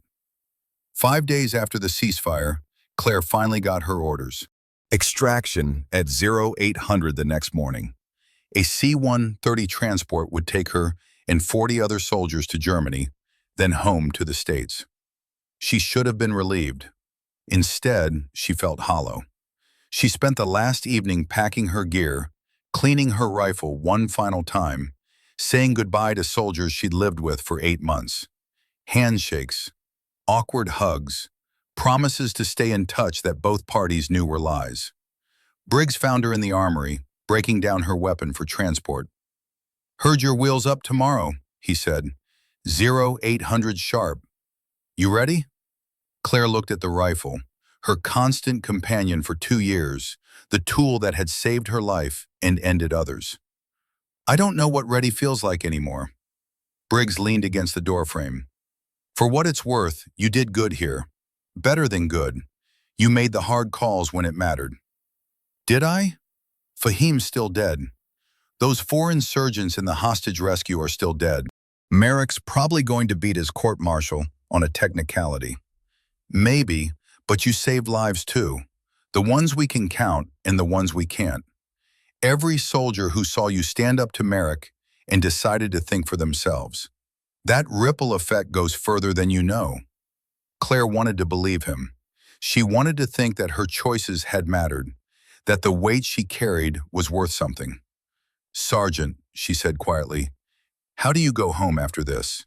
How do you just be normal again?" Briggs was quiet for a moment. "You don't. You can't. The war doesn't let go just because you leave the battlefield. But you find ways to live with it. You find people who understand. And you remember that coming home is its own kind of bravery." He pushed off the doorframe, started to leave, then turned back. "Donovan, when you get home, when you're sitting in traffic or standing in line at the grocery store, and it all feels fake and meaningless, remember that's the world Fahim died trying to protect. For his daughter. For all the daughters. That's what makes it real." After he left, Claire finished packing. Everything she owned in the world fit into 2 duffel bags. 2 years of war, of killing, of surviving, reduced to 90 pounds of gear and memories.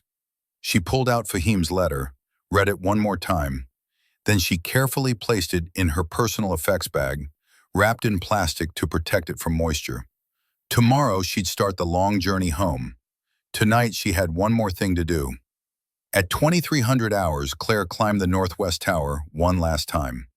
They'd finished dismantling most of it, but the basic structure remained. From the top, she could see the entire city, dark now, quiet, almost peaceful. She could see the municipal building where Fahim had died, could see the market district where she'd shot the young man on the first day of the ceasefire countdown, could see all the places where violence had happened and would be forgotten. She wasn't alone. Other soldiers had the same idea, a final look at the place that had defined them, for better or worse. They didn't speak. They just stood in the darkness watching the city breathe. A voice beside her made her jump. "Mind if I join you?" It was Corporal Hayes, the poker player from that last normal day before everything changed. He looked older. They all did. "Free country," Claire said. "Or close enough." Hayes lit a cigarette, offered her one. She shook her head. "You hear about Merrick?" he asked. "No. Court-martial got dropped, Insufficient evidence. He's being reassigned to a desk job stateside, probably get promoted in a year. Claire should have been angry. She just felt tired. Figures. Yeah, Hayes took a drag. For what it's worth, what you did, standing up to him, that meant something to a lot of us. Made us remember we're not just machines that follow orders. We're supposed to think. Lot of good it did Fahim. Who's Fahim? Claire realized she'd never told anyone except the investigation board about the enemy sniper, about the radio conversations, about the letter now tucked in her gear. Someone who tried to do the right thing, she said quietly, didn't work out for him. Hayes nodded like he understood. Maybe he did. Maybe they all did. They stood in silence watching the city. Somewhere out there, Amira was sleeping, dreaming of a father who would never tuck her in again. Somewhere, Fahim's body was in a grave, marked with a name and dates, and nothing about the choice he'd made. You ever think about the people you killed? Hayes asked suddenly. Claire almost laughed. Every single day. Yeah, me too. He flicked ash over the edge of the tower. My chaplain back home, before I deployed, he said something. He said the day you stop thinking about them is the day you stop being human. I didn't understand it then. I do now. What if thinking about them breaks you? Then you break, and then you find a way to put yourself back together. That's what survivors do. Claire thought about Jack, flying home to Montana with 40 years of Danny Reeves weighing on him. She thought about Briggs, finding ways to live with the weight. She thought about Fahim, making one final choice that cost him everything. I'm taking his daughter a letter, Claire said, when I can, when it's safe. I'm going to tell her what her father did, make sure she knows he died trying to be brave. Hayes crushed out his cigarette. That's good. That's real good. At midnight, they climbed down from the tower. Claire took one last look at the city, memorizing it, not because she wanted to remember, but because she knew she never could forget. Tomorrow, she'd leave this place behind, but it would never leave her. Claire tried to sleep, but the nightmares came. They always did. In the dream, she was back in the tower, Fahim in her scope. But this time, when she lowered her rifle, he didn't lower his. He fired. She felt the impact, felt herself falling, felt the darkness closing in. She woke gasping, her shirt soaked with sweat. The barracks were dark, filled with the sounds of other soldiers sleeping, or trying to. She could hear someone crying quietly in a far bunk, someone else muttering in their sleep. She got up, grabbed her jacket, and walked outside. The night air was cold, shocking her fully awake. The fob was quiet, just a few guards on duty, a few lights burning in the command tent. She found herself at the small memorial they'd erected for the 4 soldiers who died in the assault before the ceasefire. 4 crosses, 4 helmets, 4 pairs of boots. Their names on placards that would eventually be taken down, packed up, sent home to families who would keep them in boxes in attics. Private First Class Marcus Webb, 22. Specialist Sarah Chen, 24. Corporal James Rodriguez, 29. Sergeant First Class Kevin O'Brien, 38. 4 people who'd been alive a week ago, who'd had futures, plans, families. 4 people who died hours before the war ended, for a war that was already over. Claire stood before the memorial, her hands in her pockets, trying to find words, trying to find meaning, trying to understand why she'd survived when they hadn't. I'm sorry, she said finally. I'm sorry we couldn't save you. I'm sorry the war took you right at the end. I'm sorry for all of it. The wind was her only answer. She thought about adding Fahim's name to the list. He'd been enemy, yes, but he'd also been a soldier who died trying to stop the killing. Didn't that count for something? But she knew it would never happen. Enemy dead weren't memorialized. They were just casualties, statistics, numbers in a report. Unless someone chose to remember them differently. Claire pulled out her notebook, the one with Fahim's story. She read it by the light of her phone, her eyes burning. Then she added a new entry. Private First Class Marcus Webb died protecting his unit during an assault on FOB Delta. He was 22 years old. He liked basketball and his mother's cooking and stupid action movies. He wanted to be a teacher when he got home. Specialist Sarah Chen died treating wounded soldiers under fire. She was 24 years old. She played violin and spoke 3 languages and wanted to be a doctor. She saved 6 lives before losing her own. Corporal James Rodriguez died covering a retreat that saved 12 soldiers. He was 29 years old. He had a wife and a 2-year-old son he called Little J. He sent them a video message every week, never missing one. Sergeant First Class Kevin O'Brien died leading a counterattack that drove back enemy forces. He was 38 years old. He was 3 weeks from retirement. He'd served for 20 years. He died doing what he always did, protecting the soldiers under his command. They died 6 hours before the ceasefire, 6 hours before the war ended. They deserve better. Claire closed the notebook, tucked it back in her jacket. Someday she'd make sure these stories got told too. Not just Fahim's, all of them. Every person who died in those final, meaningless hours. She stood at the memorial until the sky started to lighten, until the first hints of dawn crept over the horizon. Her last sunrise in this place. Tomorrow she'd be gone. At 0700, the C-130 appeared on the horizon, a massive gray bird descending toward the makeshift airstrip. Soldiers gathered their gear, formed up in lines, tried to look professional despite the barely contained desperation to get the hell out. Claire stood with her duffel bags, watching the plane land. The engines were deafening, kicking up dust and debris. She pulled her scarf over her face, squinting against the wind. Briggs walked the line, checking names, making sure everyone who was supposed to be leaving was accounted for. When he reached Claire, he stopped. "Donovan, all set?" "Yes, Sergeant." He studied her face. "You going to be okay?" "Eventually." "Good enough." He held out his hand. "It was an honor serving with you." Claire shook it. "Likewise, Sergeant. When you get home, when you're trying to figure out what happens next, remember you've got people who understand. Reach out if you need to. Don't try to carry this alone." "I won't." It was a lie, but a kind one. The loadmaster started calling soldiers forward. Claire grabbed her bags and joined the line, shuffling toward the plane. Each step felt surreal. Was she really leaving? Was this really over? She climbed the ramp into the cargo hold. The interior was all metal and webbing, designed for efficiency, not comfort. She found a seat, strapped in, wedged her gear between her feet. Around her, soldiers had different expressions. Some were smiling, relieved. Some were crying.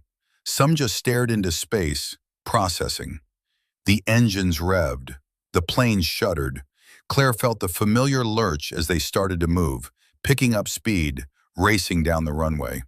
She looked out the small window beside her seat. The FOB was shrinking, becoming just another cluster of buildings in a broken city. She could see the Northwest Tower, the command tent, the memorial for the 4 dead soldiers. She could see the municipal building where Fahim had died. Then the plane lifted, angling upward, and the city fell away. The ground became abstract, patches of brown and gray, roads like veins, buildings like scattered toys. Claire watched until she couldn't see anything anymore, until the city was just a memory. The soldier next to her, a kid who couldn't be more than 19, leaned over and vomited into a bag. Another soldier cheered. Someone started crying. Claire just sat, her hands gripping the seat, feeling the weight of Fahim's letter in her pocket and her rifle case at her feet, and all the memories she couldn't leave behind, no matter how high they flew. The war was over. The war would never be over.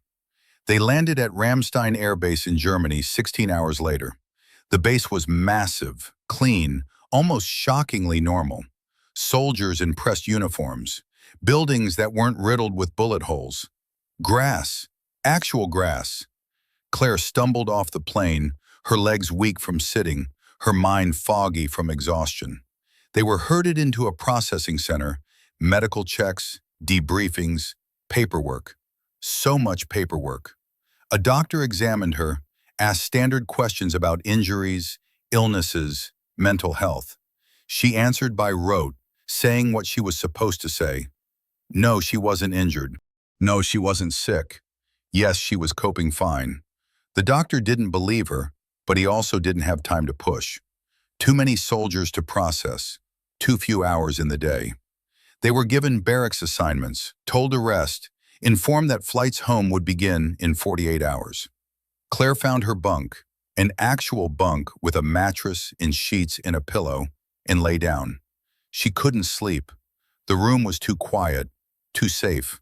Her body didn't know how to relax when there was no threat of mortar fire, no need to listen for footsteps, no requirement to sleep with one eye open.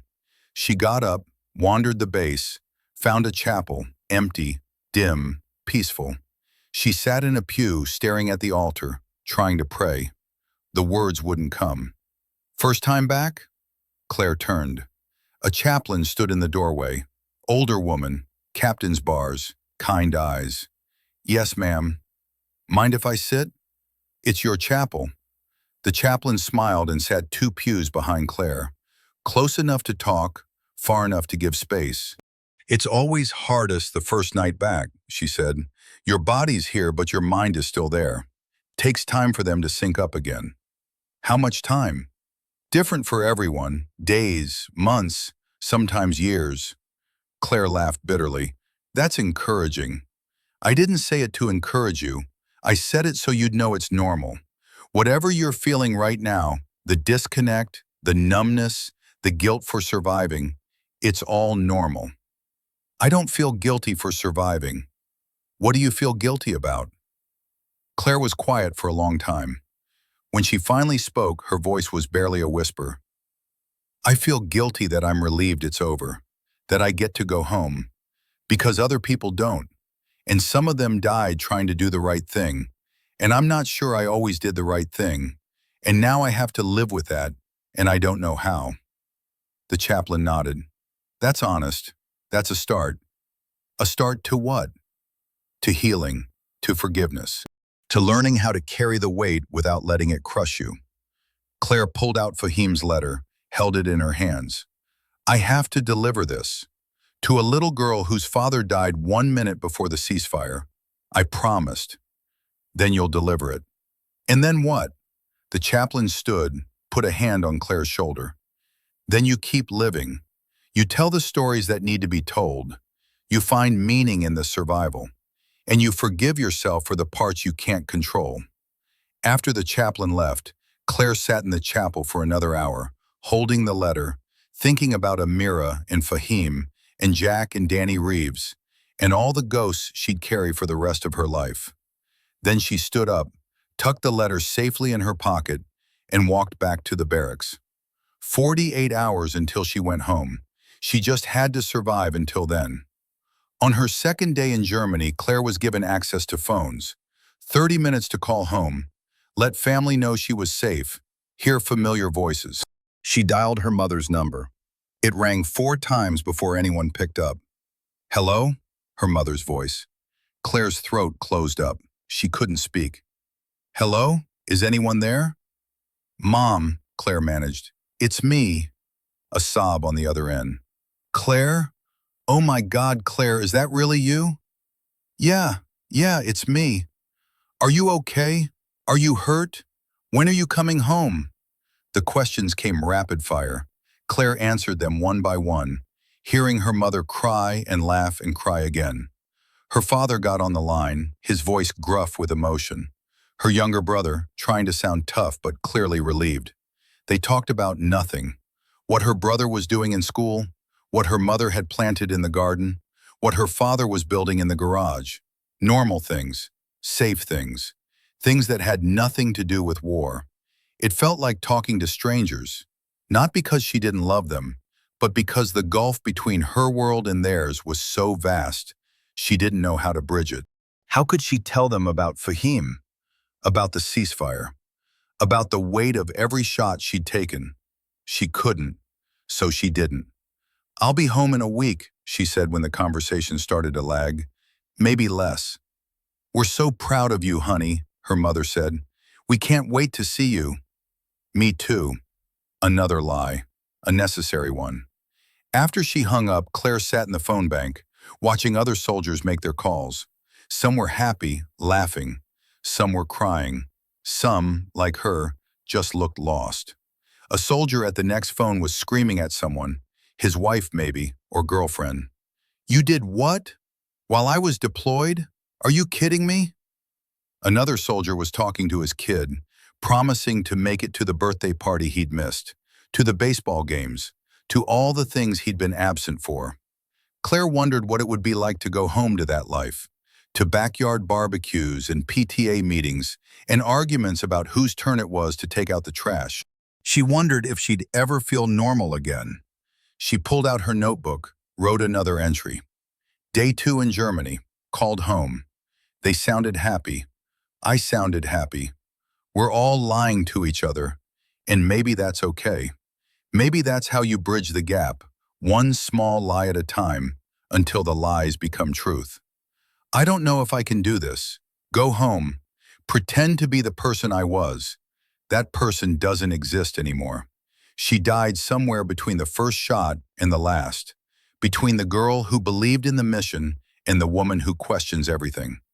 But I have to try. For Fahim's daughter, for the 4 soldiers who died at the FOB, for Jack and Danny Reeves and everyone who didn't make it home.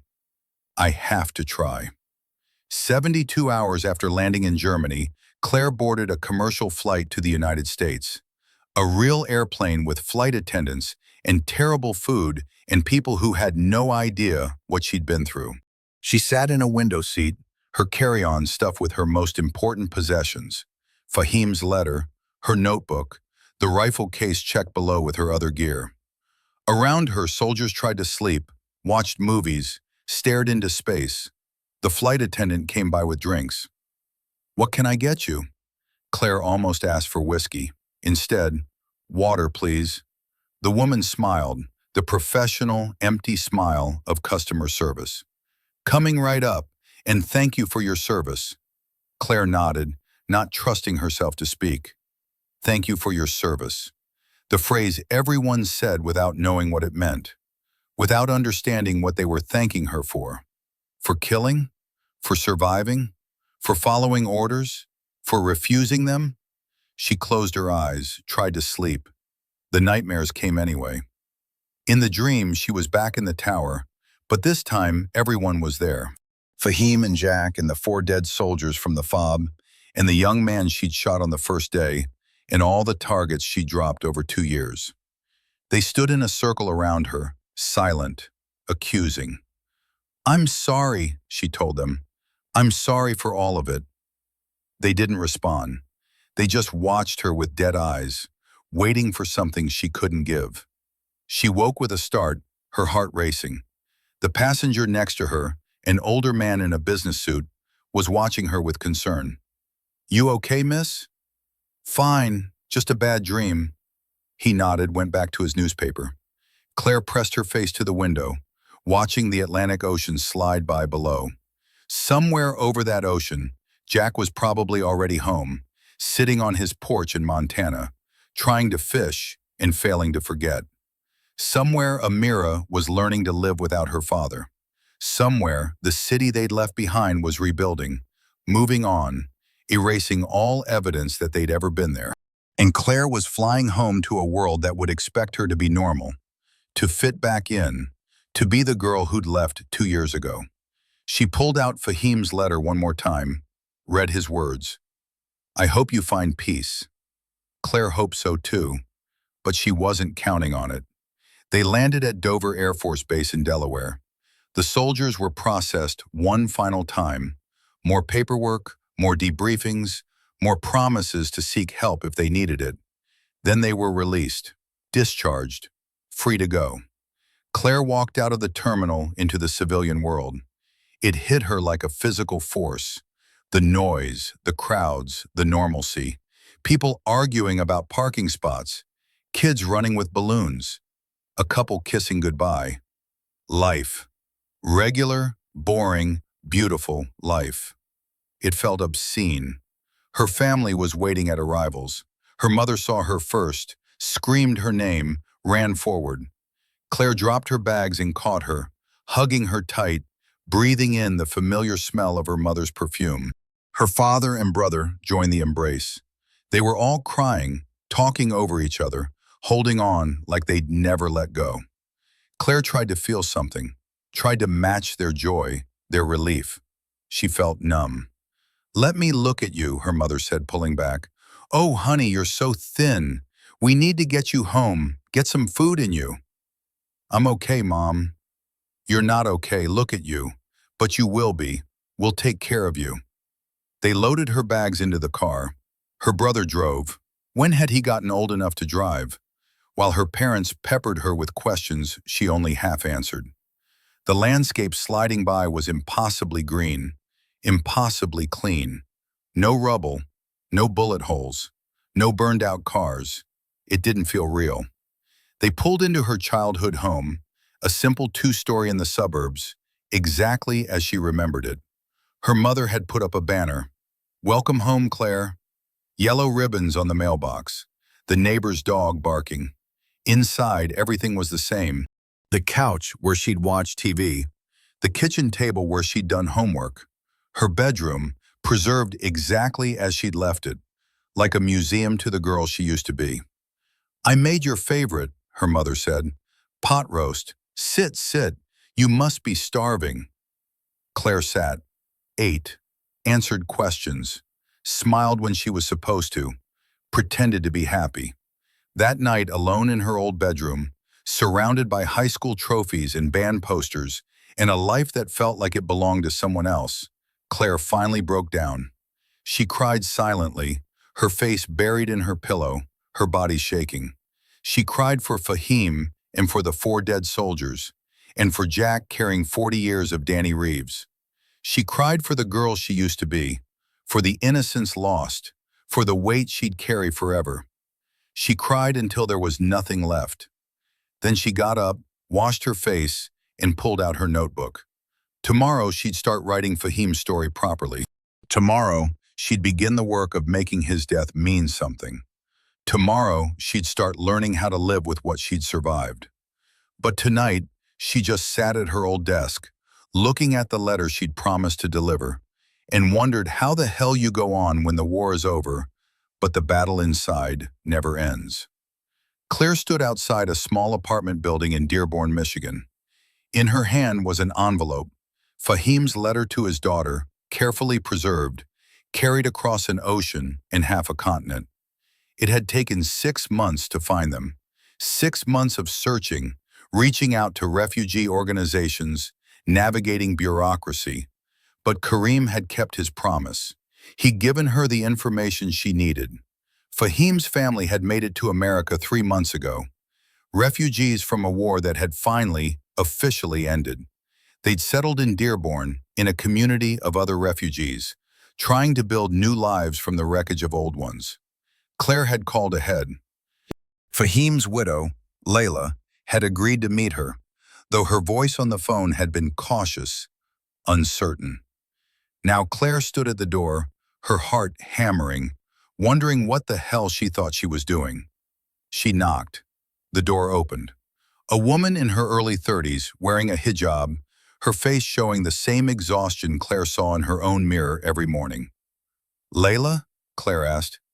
"Yes, you are Claire?" "Yes." They stared at each other for a long moment. Then Layla stepped aside. "Please, come in." The apartment was small, clean, sparsely furnished.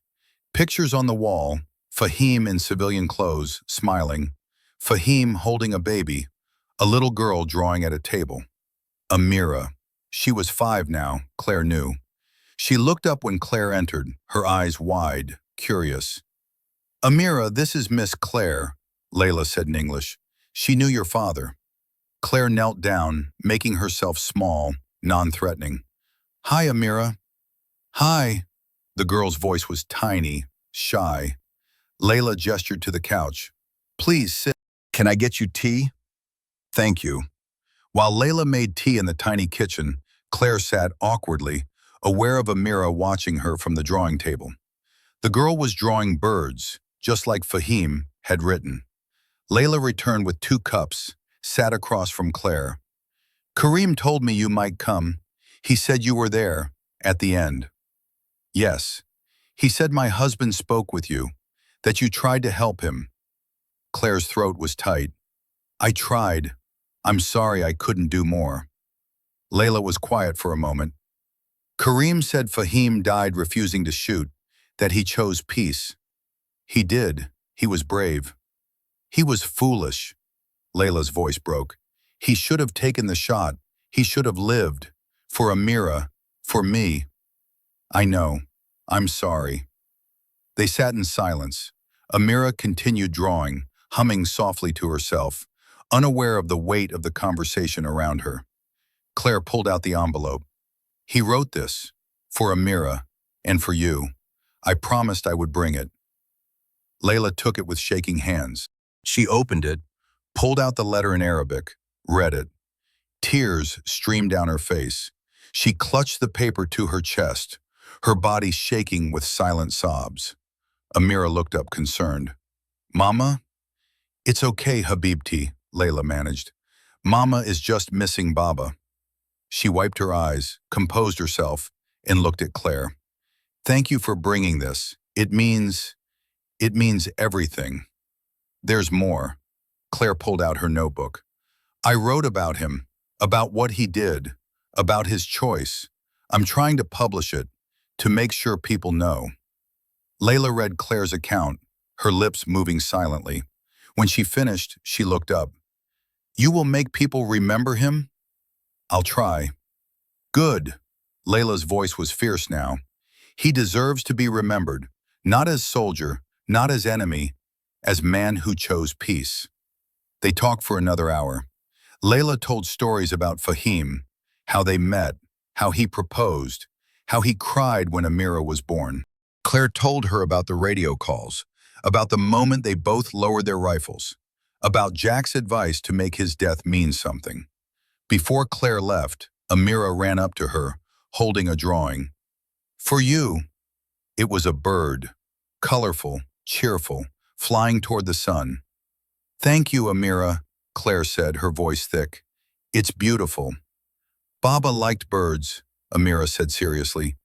Mama says he's a bird now, flying free. Claire had to turn away so the girl wouldn't see her tears. At the door, Layla hugged her, tight, desperate. Thank you, she whispered. Thank you for trying to save him. Thank you for bringing him home to us, even if just his words. I wish I could have done more. You did enough. You gave him choice. In war, that is gift. Claire walked back to her car, Amira's drawing clutched in her hand. She sat in the driver's seat for a long time, staring at the apartment building. She'd done what she promised. She delivered the letter. She'd told Fahim's story. It didn't make the weight lighter. It didn't bring him back. It didn't undo the war. But it was something. A small thing maybe, but something. And sometimes something was all you could do.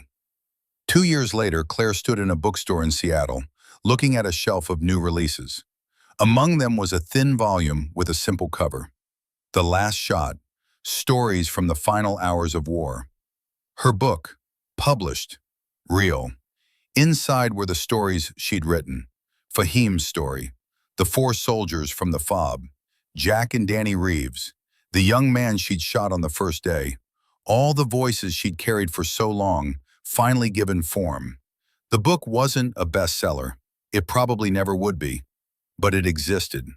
People read it. People knew. Claire had left the Army. She worked now at a veterans center, helping other soldiers navigate the impossible transition from war to peace. Some days were good. Some days she couldn't get out of bed. Some days she still woke up screaming from nightmares. But she was alive. She was trying. She was learning to carry the weight without letting it crush her. She'd heard from Jack once, a postcard from Montana showing a lake at sunset. On the back, just 3 words. Still here. Still trying. She'd visited Fahim's family twice more. Watched Amira grow, start school, learn to laugh again. The girl kept the drawing of birds in her room, along with her father's letter. Someday, Layla said, when Amira was old enough, she'd tell her the whole story. Someday, the war would be history. The soldiers who fought it would be old. The children born from it would tell their own stories. But for now, for Claire, the war lived in the space between heartbeats, in the moment before sleep, in the sound of backfiring cars, and the sight of young men in uniform. She picked up a copy of her book, flipped to the dedication page. For Fahim, who chose peace. For Jack, who taught me to question. For all the soldiers who died in the final hours. And for Amira, may you never have to make the choices your father made. Claire bought the book, her own book, which felt surreal, and walked out into the Seattle drizzle. The war was over. The battle to live with it had just begun. But she was still here, still trying, and maybe that was enough.